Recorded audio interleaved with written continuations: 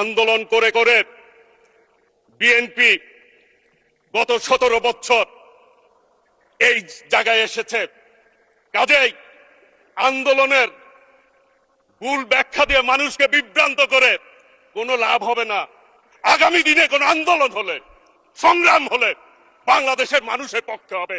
হেরে যাবে রাজাকার, জিতে যাবে Bangladesh. Few moments later.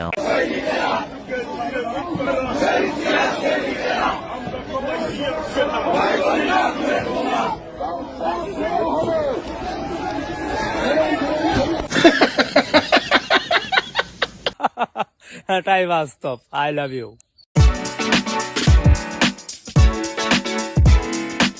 Begum Khaleda Zia মুক্ত হয়েছেন, মাননীয় প্রধানমন্ত্রী দেশে ফিরেছেন, মাননীয় স্বরাষ্ট্রমন্ত্রী সহ অনেকেই দেশে ফিরেছেন। এর টোটাল ক্রেডিটটা হলো জুলাই বিপ্লবের, মাননীয় স্পিকার, এটা হলো জুলাই বিপ্লবের কারণে। সঠিক বলেছেন। শহীদ রাষ্ট্রপতি জিয়াউর রহমান নিশ্চয় তিনি ব্যস্ত থেকে আজকের এই কুটবাজারের জনগণকে দেখছেন। তোর কপালে জুতার বাড়ি হারামি। আমরা দুদিন আগে আরেকটি সিদ্ধান্ত গ্রহণ করেছি। এই মা বোনদের একটি ব্যাপারে খুব কষ্ট হয়, রান্না বাড়ির ব্যাপারে কষ্ট হয়, সেটি গ্রামের মা বোনই হোক, সেটি শহরের মা বোনই হোক। আমরা যেরকম সারা দেশের মায়েদের কাছে আমরা যেরকম ফ্যামিলি কার্ড পৌঁছে দিচ্ছি, সেরকম আরেকটি কার্ড দিতে চাই, সেটি হবে এলপিজি কার্ড, এলপিজি গ্যাস। এটি আমরা মা বোনদেরকে পৌঁছে দিব, যাতে করে মা বোনদেরকে রান্না বান্নার জন্য কষ্ট করতে না হয়।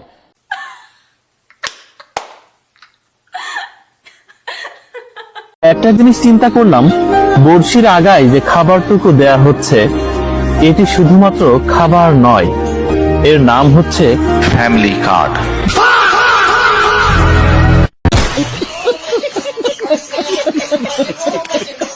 বিএনপি কৃষক কার্ড, ফ্যামিলি কার্ড দিয়ে জনগণের মন ভোলানোর চেষ্টা করছে। কৃষক কার্ড, ফ্যামিলি কার্ড দিতে দিতে বিএনপির তেল ফুরিয়ে গিয়েছে, জ্বালানি ফুরিয়ে গিয়েছে। অথচ মন্ত্রীরা সংসদে বলছে কোনো জ্বালানি সংকট নাই, বাস্তব সমস্যাকে অস্বীকার করছে।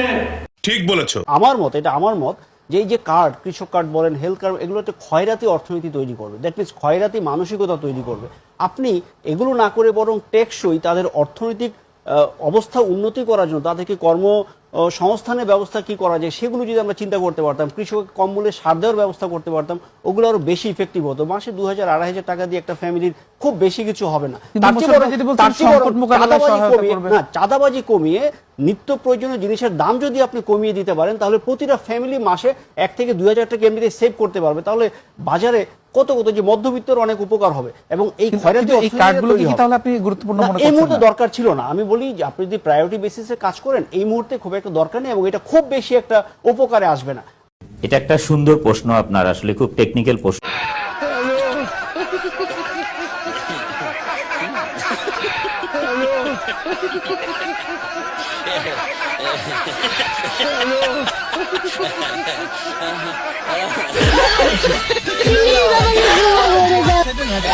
আপনারা এগুলো বাদ দিয়ে চাঁদা কাট করেন, চাঁদা কাট করে এই আপনাদের যে ক্ষুধার্ত যে নেতাকর্মীরা আছে এদের মাঝে দেন, এদেরকে শান্ত করেন।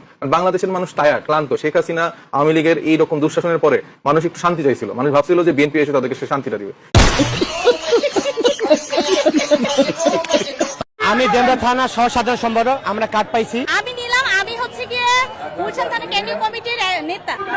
এই কার্ড দিয়েছে জিয়া মঞ্চের কেন্দ্রীয় কমিটির সেক্রেটারি ফয়জুল ইকবাল। ভালোই লাগে নাই, 6 জনের 2টা দিছে, একটা দিছে, একটা রাখা দিছে। আমরা বামু কমনে ভাই নেতারে 500 টাকা লইয়া দেখ, আইয়া লইয়া দেন নগদ। ও ভাই আপনি সানগ্লাস করেন, কথা বলি, সানগ্লাস করেন। জি বলেন।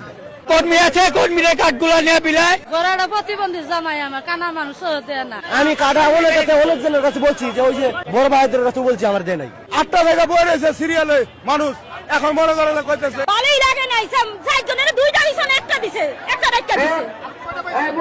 আমরা 6 জনের 2টা দিছে।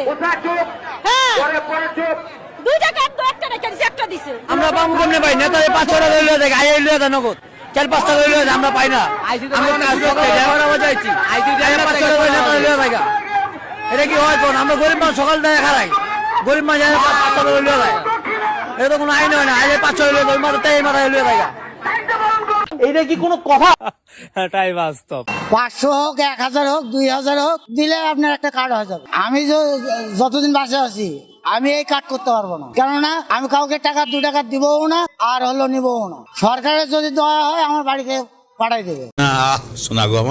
আজকে মাননীয় প্রধানমন্ত্রীর নেতৃত্বে মাত্র 2 মাসের সরকার এই অল্প সময়ে যে সফলতা অর্জন করেছে, আজকে এই সফলতা দেশে বিদেশে প্রশংসিত হচ্ছে মাননীয় স্পিকার। এমনকি নতুন নেপালের সরকার তারাও কিন্তু আমাদের মাননীয় প্রধানমন্ত্রীকে অনুসরণ করছে মাননীয় স্পিকার।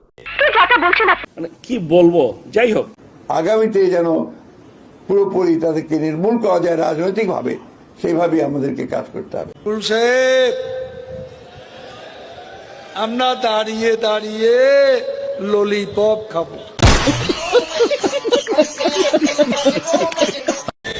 এই আস্তে আস্তে স্লোগান দিও না ভাই, তুমি স্লোগান দিলে আমি বক্তৃতা ভুলে যাব।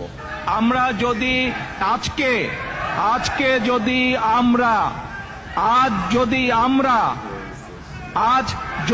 আমরা এই ভাই দাঁড়াও না, এই মিয়া,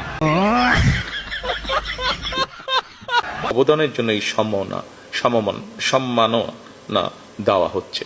সম্ভবত কমপক্ষে 12টি ক্ষেত্রে বিশেষ অবদানের জন্য এই সম্মাননা দেওয়া বলছে তাদের এই আইডি নাকি আইডি হ্যাক হয়ে গিয়েছিল।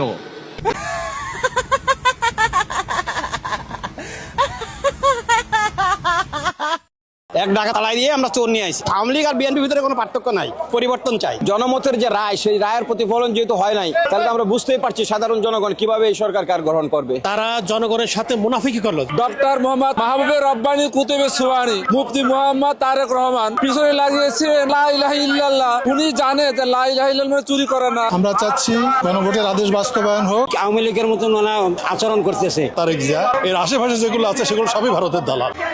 ওই তারিখে দেখিয়ে যা আইসেরা তোর বাপেরা, ওই তারিখে দেখিয়ে যা।